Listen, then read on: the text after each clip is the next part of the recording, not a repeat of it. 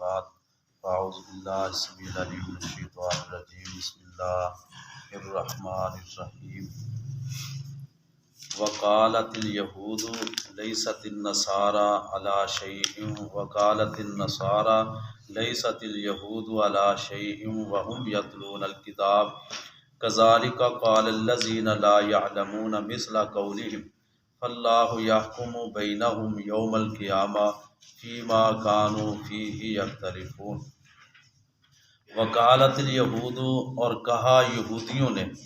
List النصارى، نہیں ہے عیسائی، علی شیء، کسی چیز پر۔ وقالت النصارى، اور کہا عیسائیوں نے، لیست الیہود، نہیں ہے یہودی، علی شیء، کسی چیز پر۔ وہم، اور اس حال میں کہ وہ، یتلون الکتاب، کتاب بھی پڑھتے تھے۔ کذالک، اسی طرح، قال الذین، کہا ان لوگوں نے، لا یعلمون، جو نہیں جانتے تھے، بالکل، مثل قول، ان کے قول کی طرح۔ فاللہ، پس اللہ تعالیٰ، یحکم، وہ فیصلہ کرے گا، بینہم، ان کے درمیان، یوم القیامہ، قیامت کے دن، فیما، اس چیز میں، کانوا فیہ، جس میں تھے وہ، یختلفون، اختلاف کرتے۔ یہود و نصارہ کا پھر ذکر آیا ہے۔ یہودی کہتے تھے کہ جو عیسائی ہیں وہ کسی چیز پر نہیں ہے، یعنی کسی شریعت پر نہیں ہے۔ حالانکہ انہوں نے، جو یہودی تھے، انہوں نے اپنی کتاب تورات میں پڑھا تھا عیسائیوں کے بارے میں، حضرت عیسیٰ علیہ السلام کے بارے میں تورات میں پڑھا تھا، اور جو عیسائی تھے انہوں نے انجیل میں پڑھا تھا حضرت موسیٰ علیہ السلام کے بارے میں۔ پھر بھی ایک دوسرے پر فتوے جڑتے تھے، کہتے تھے کہ یہودی جو ہیں، یعنی یہودی کہتے تھے عیسائی کسی چیز پر نہیں ہے، اور عیسائی کہتے تھے کہ یہودی کسی چیز پر نہیں ہے، یعنی کسی دین پر نہیں ہے، کسی شریعت پر نہیں ہے۔ ایک دوسرے پر ایسے فتوے لگاتے تھے۔ یہودی سمجھتے تھے کہ ہم ہی ہیں دین کے ٹھیکیدار، اور عیسائی سمجھتے تھے کہ ہم دیندار ہیں، دوسروں کو دیندار نہیں سمجھتے تھے۔ اور جو مشرکین مکہ ہیں، فرمایا کہ وَهُمْ يَتْلُونَ الْكِتَابَ، حالانکہ وہ کتاب پڑھتے تھے، تورات والے تورات کو، انجیل والے انجیل کو۔ کذالک، اسی طرح، قال الذین، کہا ان لوگوں نے، لا یعلمون، جو نہیں جانتے تھے، مثل قولہم، ان کے قول کی طرح۔ یہ کون ہے؟ یہ مشرکین مکہ ہے۔ مشرکین مکہ کسی بھی دین پر نہیں تھے، نہ یہودیت پر، نہ عیسائیت پر، یعنی صابی تھے، سواد کے ساتھ صابی، صابی بے دین کو کہا جاتا ہے۔ اور جب نبی علیہ السلام نے نبوت کا دعویٰ کیا تو آپ کو کہنے لگے دیکھو یہ صابی ہے، خود بے دین تھے، نبی علیہ السلام کو کہنے لگے کہ بے دین ہے، اور دوسروں کو کہتے یہ کسی دین پر نہیں، حالانکہ خود کسی دین پر نہیں تھے مشرکین مکہ۔ مثال بنی ہے نا پنجابی دی، اکھوں انی تے نا نوراں بی بی، مطلب ہے خود کسی دین پر ہیں، نہ کسی کے پیروکار تھے مشرکین مکہ، اور کہتے کیا تھے کہ یہ کسی دین پر نہیں، ہم دین پر ہیں۔ اب دین نہ یہودیت پر تھے، نہ عیسائیت پر تھے۔ اللہ کہتے ہیں کہ انہوں نے بھی اسی طرح کہا جس طرح یہود و نصارہ نے کہا۔ کذالک، اسی طرح، قال الذین، کہا ان لوگوں نے، لا یعلمون، جو نہیں جانتے تھے، مثل قولہم، ان کے قول کی طرح انہوں نے بھی کہہ دیا۔ فاللہ، پس اللہ تعالیٰ، یحکم، فیصلہ کرے گا، بینہم، ان کے درمیان، یوم القیامہ، قیامت کے دن۔ اب قیامت کے دن فیصلہ ہوگا کہ سچا کون تھا، جھوٹا کون تھا۔ یہ تو قیامت کے دن فیصلے ہونے، فیما کانوا فیہ یختلفون، جس میں تھے وہ اختلاف کرتے۔ ومن اظلم ممن منع مساجد اللہ، اب مشرکین مکہ کا ذکر ہونے لگا ہے، ان کی خباثتیں، اور بالخصوص نبی علیہ السلام اور صحابہ اکرام کو بیت اللہ میں نماز پڑھنے سے روکنا۔ بیت اللہ میں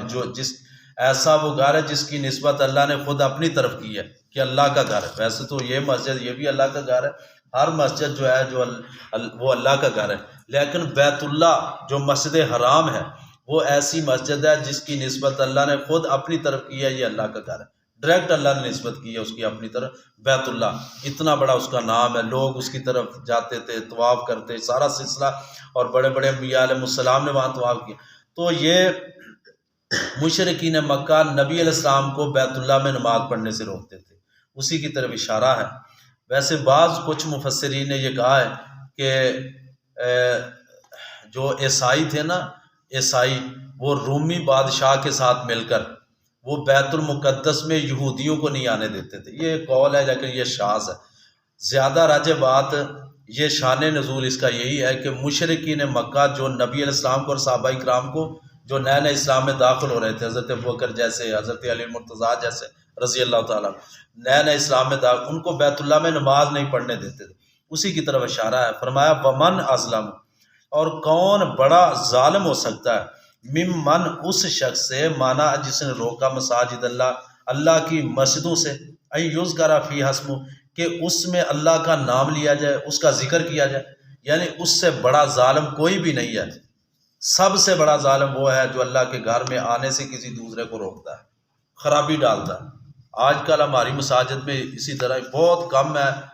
مساجد اور جماعتیں یہاں اختلاف نہیں ہے، ورنہ ہر مسجد میں کوئی نہ کوئی مسئلہ ہے، ہر مسجد میں کوئی نہ کوئی مسائل ہیں۔ اب ایک تھوڑی سی اس کو چودراہٹ ملتی ہے، وہ دوسرے کو بندہ نہیں سمجھتا، میری مسجد ہے وہ سمجھتا، دوسرا آئی نہ نماز کے لیے، اس کو پسند ہی نہیں کرتا۔ اب جو دوسرے کو نماز کے لیے آنا مسجد میں وہ پسند نہیں کرتا، تو اس سے بڑا ظالم کون ہو سکتا ہے؟ ابھی پچھلے دنوں کی بات ہے، کروڑ کے علاقے 95 ML میں قاری شکیل الرحمان صاحب، وہاں امام مسجد ہے، اب وہاں جٹ برادری ہے زیادہ، آپس میں ان کا اختلاف ہوا، دو برادریوں کا، اور ایک دو ان کے قتل بھی ہوئے، ایک دوسرے کے قتل ہونے کی وجہ سے اب لڑائی جھگڑا ان کا آپس میں ہے۔ تو جنہوں نے مسجد بنائی تھی، جگہ دی تھی، انہوں نے اعلان کر دیا کہ تم میں سے کوئی ہماری مسجد میں نہ آئے۔ اب دیکھو، جھگڑا گھر کا، معاملات گھریلو ہیں، اب اللہ کے گھر کے ساتھ کیا دشمنی ہے؟ اللہ کہتے ہیں وہ کتنا بڑا ظالم ہے جو اللہ کے گھر آنے سے لوگوں کو روکتا ہے، اور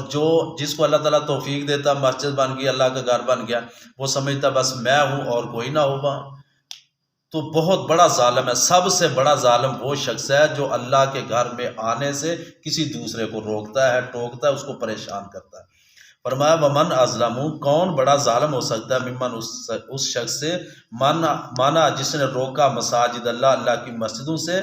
ان یذکر فیہا اسمہ، کہ اس میں اللہ کا ذکر کیا جائے، وسعی فی خرابیہا، اور جس نے کوشش کی اس میں خرابی ڈالنے کی، مسجد میں خرابی ڈالنے کی کوشش کی۔ خرابی صرف اس کا نام نہیں ہے کہ عمارت بنی ہے اس کو گرا دینا، یہ خرابی ہے۔ ایک جماعت اتحاد اتفاق کے ساتھ چل رہی ہے، ان کے درمیان دراڑیں ڈالنا، اختلاف پیدا کرنا، یہ بھی خرابی ہے۔ نمازیوں کے درمیان اختلاف پیدا کرنا، یہ بھی خرابی ہے۔ اسی لیے تو حدیث میں آیا نا، نبی علیہ السلام نے فرمایا ایسا امام جس کو مقتدی ناپسند سمجھتے ہوں، اگرچہ سند کے اعتبار سے اس میں کچھ ضعف ہے، لیکن مفہوم کے اعتبار سے اگر ایسا امام ہے جو مقتدیوں کے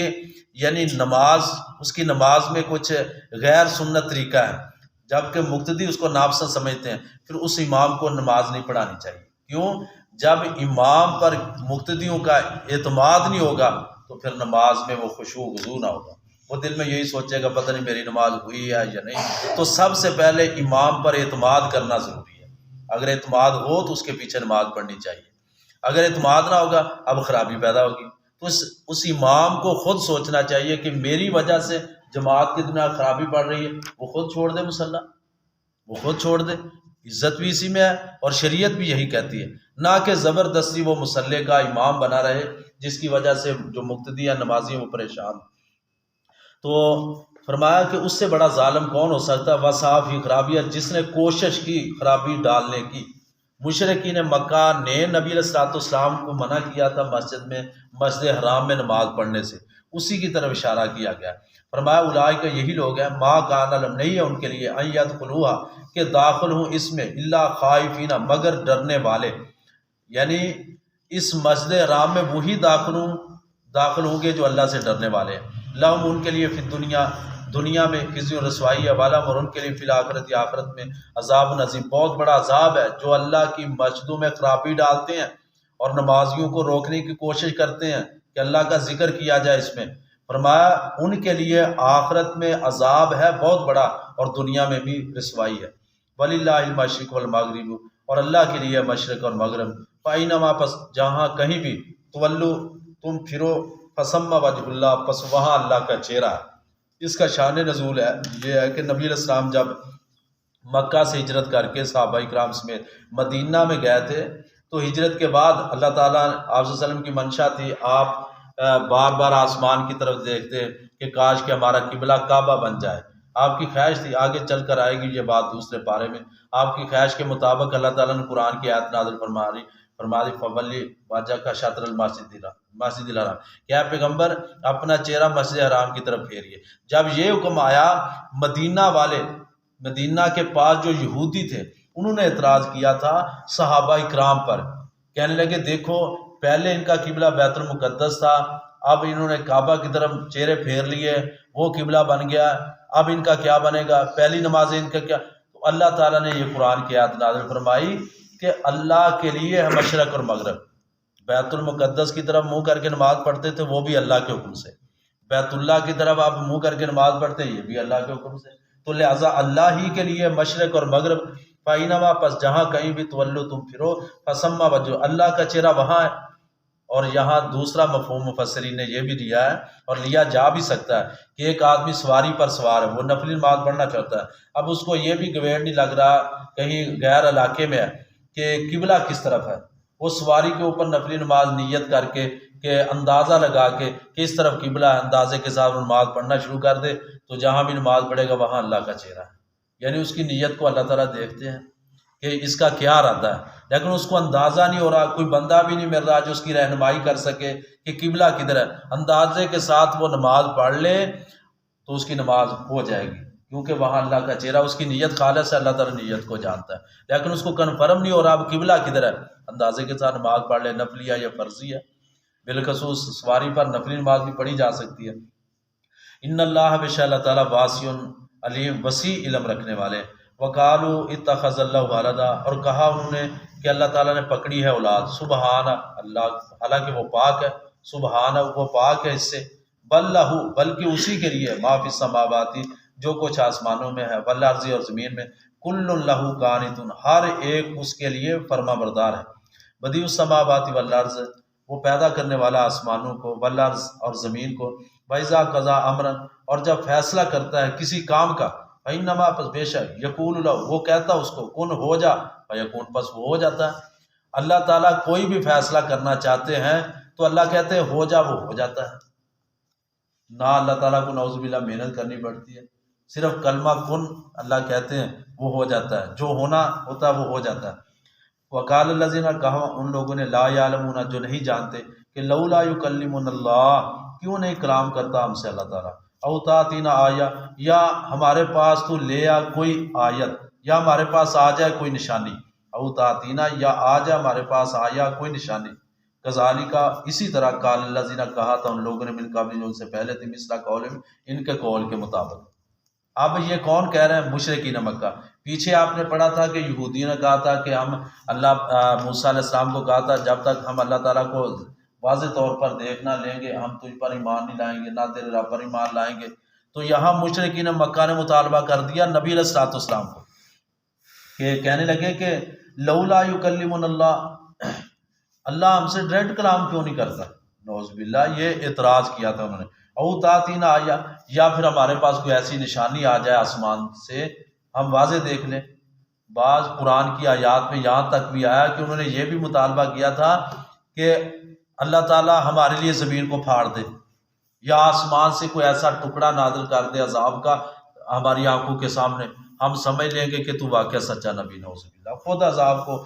یعنی کہ انہوں نے طلب کیا تھا، مطالبہ کرتے تھے، اگر کچھ بھی نہیں کر سکتا عذاب کا ٹکڑا ہماری طرف ہمارے سامنے لا کر دکھا دے، یہ ان کی ہٹ درمی تھی، سرکشی تھی۔ اللہ تعالیٰ نے کہا کہ وہ کہنے لگے کہ ہم سے کیوں نہیں کلام کرتا اللہ، او تاتینا آیا یا ہمارے پاس کوئی نشانی آئے، کذالک اسی طرح قال الذین کہا تھا ان لوگوں نے جو من قبل ان سے پہلے یعنی یہودیوں نے، مثل قولہم ان کے قول، تشابہت قلوبہم ان کے دل مل جل گئے آپس میں، یہودیوں کے اور مشرکین مکہ کے، انہوں نے بھی اس طرح کے مطالبے کیے، انہوں نے بھی کیے۔ قد بینا الآیات لقوم یوقنون، تحقیق ہم واضح کرتے ہیں آتے ہیں نشانیاں یقین رکھنے والی قوم کے لیے۔ انا ارسلناک بالحق بشیرا و نذیرا، بے شک ہم نے بھیجا آپ کو اے پیغمبر بالحق کی حق کے ساتھ، بشیرا خوشخبری دینے والا، و نذیرا ڈرانے والا، ولا تسأل اور نہیں سوال کیا جائے گا آپ سے ان اصحاب الجحیم اصحاب جحیم کے بارے میں، وہ جو جہنم میں جانے والے ہیں پیغمبر آپ سے سوال نہیں ہوگا کہ یہ جہنم میں کیوں گئے، وہ اپنے کرتوتوں کی وجہ سے گیا ہے۔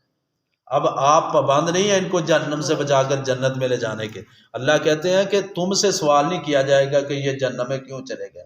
اب ان کا جنتی جہنمی ہونا یہ اللہ تعالیٰ کا فیصلہ ہے، آپ کا کام ہے رہنمائی کرنا۔ آپ صلی اللہ علیہ وسلم اکثر